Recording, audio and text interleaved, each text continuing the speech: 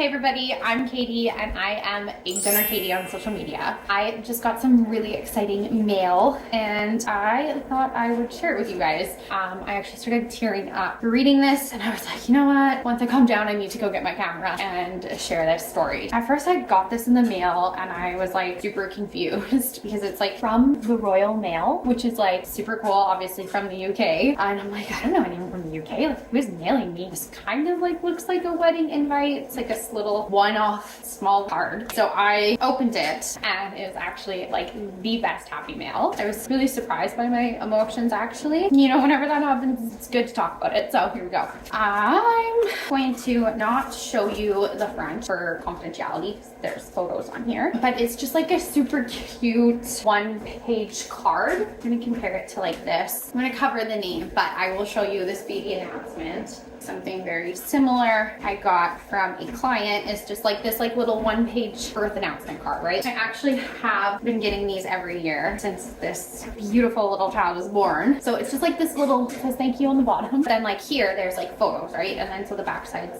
just a cute little photo card. I started getting these when she was born. So, okay, let me back that up a little bit. For me, I've only donated my eggs openly. That's something that I really, really strongly believe in. I don't think it's fair that everybody in this industry is making decisions for the kids who result from third-party reproductive technology. Obviously, nobody has a say in being born, but the average typical person, you have access to your health information and your genetic identity. When you're donor conceived, that's taken away from you, and unless your parents are honest with you, you're not going to know. So that is something that's been really at the forefront of my heart with all of my egg donations. When I first started researching this industry, I was absolutely mind blown at how anonymous it was. My background's in social work, so I just like couldn't fathom doing an anonymous donation. I from the get-go understood the value in openness, and just knowing who I am as a person, I'm too curious to not know what happened from my eggs. I needed to know how many children resulted from them. You know, are they boys? Are they girls? Are they happy? Is the biggest thing that was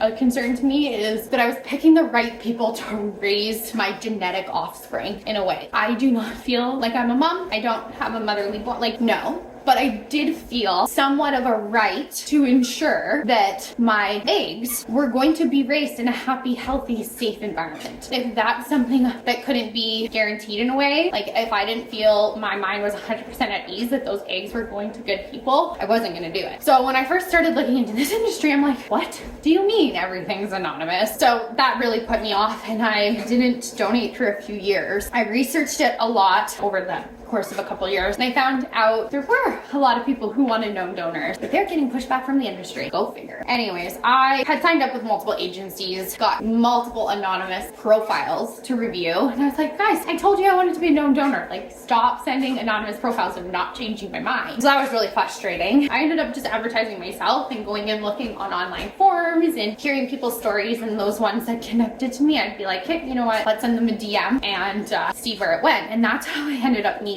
this little girl's mom. We really hit it off. She was, I don't want to say like super duper open, but she was pretty open. She wanted that option for her daughter to be able to ask questions one day, and she wasn't going to keep it a secret. She was really just grateful to have some help. Her husband, he never wanted to meet me, never wanted to talk to me. That kind of like threw me off a bit because I was like, how do I vet him and know that he is indeed a good person? But the counselor that all of us seen at the clinic assured me that he was a good man. She didn't think there was any red flags, and that he just really wanted to be able to look at their child and not see me. If he ever had a picture, like he's never seen me, anything to my knowledge. At first that threw me off, but it doesn't bother me at all anymore. And I get that after like processing and thinking about that. He knows that they need a donor and that they're gonna be honest with their daughter, and they already have been. Like, she just turned 3 and she already knows about me, which is just so cool and so much more than I could have ever imagined. When I first became a donor, I didn't imagine that this 3-year-old would know about me already, which I think is great. Like, research tells us that's best practice. But when I chose to donate openly, I always left it up to the parents to be able to decide to tell their children when and how. They knew how I felt, and that I'd be always always available for questions, but like, you know, that's not any decision on me to make. In my legal contracts, I required it to be written in that anybody I donated to is going to tell their children, or must tell their children, that their donor conceived on or before they turn 18. I think the easiest way to digest this information is young. You know, if you're told pre being like 5-6 years old, it's just something that you always remember being a part of your story. I am created from donor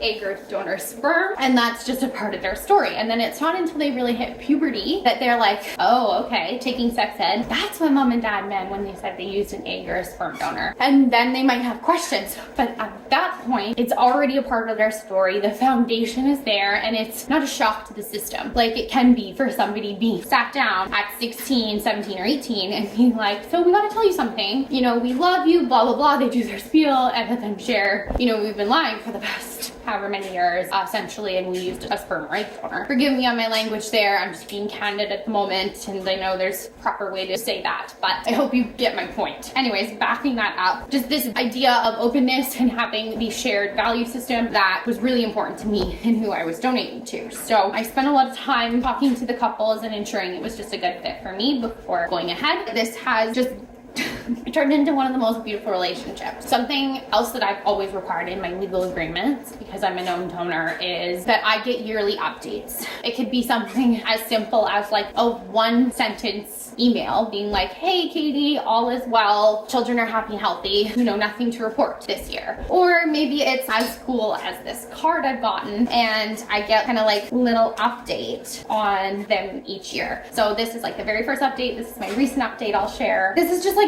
developed organically. So I told them like I wanted that update. We're friends on Facebook. She could have just messaged me on Facebook, which like we do talk, you know, a few times a year anyways on there, but she's gone out of her way to send me a card like this every year, and it just absolutely melts my heart and makes me feel so happy reading these, mostly because I get to come along on their journey and just see how happy she is being a mom now. Her world is forever changed, and I've helped make that dream come true, and it's just such an indescribable feeling. So let me read this to you.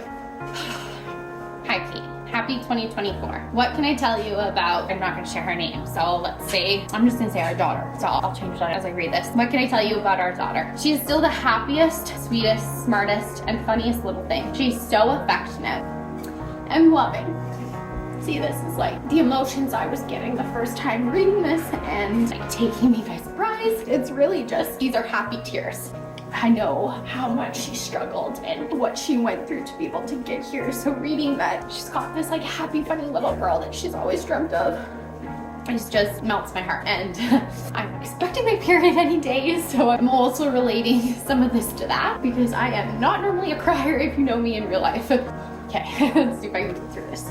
She's so affectionate and loving, and our nursery, brackets daycare, tells me she is friends with everybody. Her best friend is blank, I'm not going to share the name, but they are a cheeky, mischievous pair together. Our daughter's favorite things to do are run around, play with friends, and role play, especially mom and dads and teachers. She asks lots of questions, like why does the sun go underground? She's so cute, like imagining her first 3 years with this little girl, and like I can see the joy reading this that she's sharing with me, and it's so rewarding. This is what donating and known donation is all about. She's keeping me on my toes. We wish you all the best for your wedding. I know our daughter will love to see the photos. Lots of love. It's just so special to be given these little updates. I can't wait to keep watching her grow up through her mom's eyes and being a part of that journey as much as she lets me. I wouldn't change this donation or journey relationship that we've built for the world. And if you are still here listening, thank you. Bye for now.